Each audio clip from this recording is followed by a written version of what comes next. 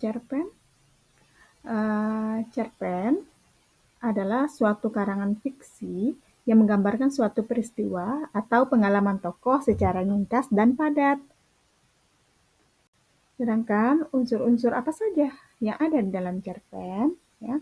Yang pertama itu ada tokoh dan tujuan si tokoh. Nah, misalnya nih, tokoh Rina ingin membuat kue talas untuk neneknya. Kedua, rangka kegiatan tokohnya apa? Misalnya menyiapkan bahan, memasak, dan menyajikan. Nah, yang ketiga, waktu dan urutan kejadian. Kegiatan berlangsung secara kronologis. Selanjutnya, kita mengenal juga apa itu teks prosedur. Teks prosedur adalah teks yang menjelaskan langkah-langkah atau cara melakukan sesuatu kegiatan secara runtut dan sistematis agar tujuan tercapai. Mari kita lihat tujuan dari teks prosedur itu apa, yaitu memberikan petunjuk atau panduan agar pembaca dapat melakukan suatu hal dengan benar. Nah, adapun struktur teks prosedur, yang pertama itu tujuan. Apa tujuan kita untuk melakukan kegiatan tersebut? Lalu kita jelaskan. Yang kedua yaitu bahan dan alat. Nah, dalam bahan dan alat ini mari kita rincikan apa aja daftar bahan atau alat yang diperlukan untuk melakukan kegiatan. Nah, setelah itu kita membuat langkah-langkahnya atau urutan kegiatan yang dilakukan secara sistematis. Mari kita lihat ciri-ciri kebahasaan dari teks prosedur itu. Yang pertama, menggunakan kalimat perintah atau disebut juga imperatif. Contohnya apa? Cuci talas hingga bersih.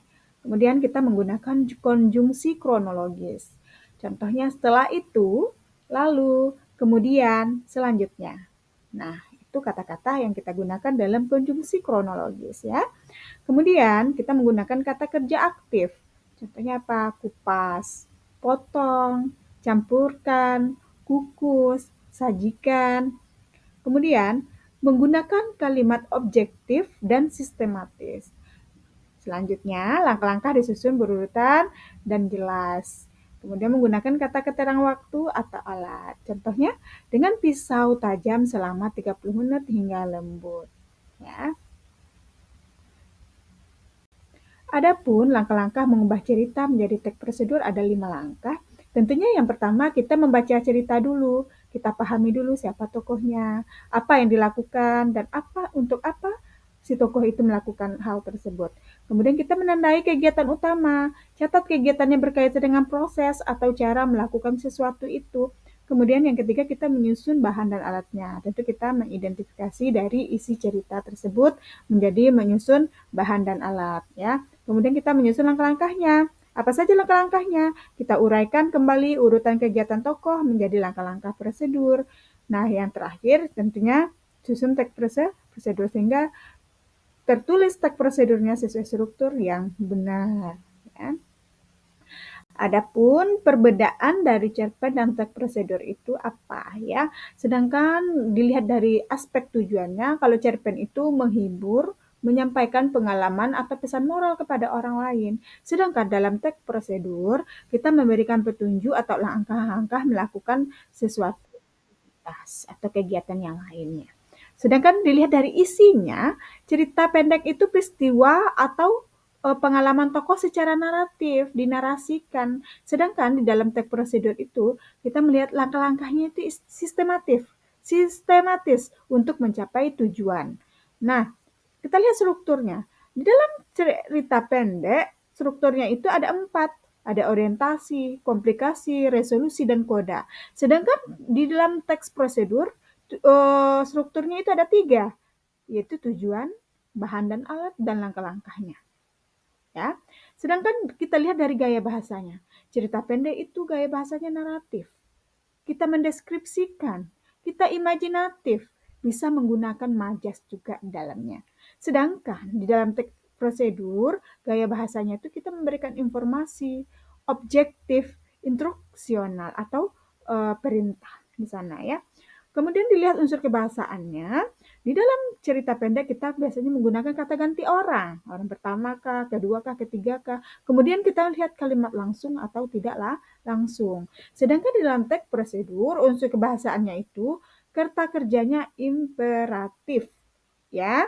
Kemudian dia juga menggunakan konjungsi kronologis secara berurutan. Ya, urutan teksnya kita lihat dari cerita pendek berdasarkan alur. Ada alur, waktu, dan konflik berdasarkan unsur-unsur intrinsik. Ya. Kemudian teks prosedur itu kita lihat dari berdasarkan urutan kegiatan atau kronologisnya. Ya, yang pertama apa, yang kedua kita sajikan apa, langkah-langkah, yang ketiga bagaimana, itu harus tersajikan secara kronologis. Kemudian tokoh. Di dalam cerita pendek itu ada tokoh dan penokohannya. Sedangkan di dalam teks tidak ada tokoh dan penokohan.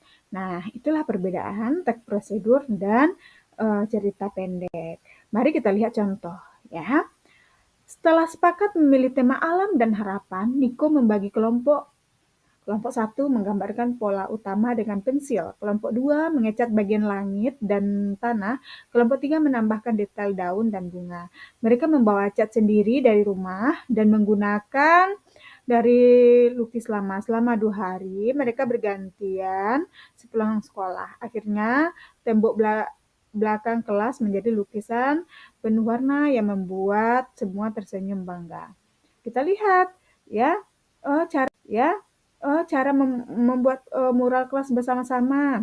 Teman-teman tujuannya adalah menghias dinding kelas dengan lukisan mural bertema tertentu untuk membangun semangat kebersamaan.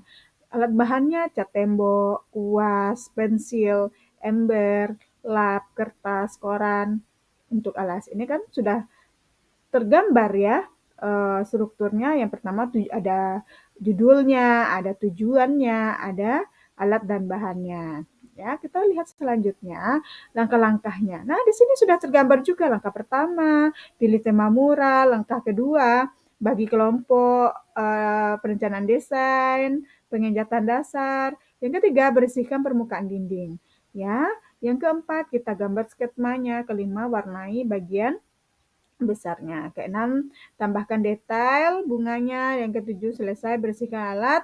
Dan kedelapan, tentu melakukan refleksi atau dokumentasi bersama untuk hasil yang telah mereka capai. Seperti itu. Terima kasih.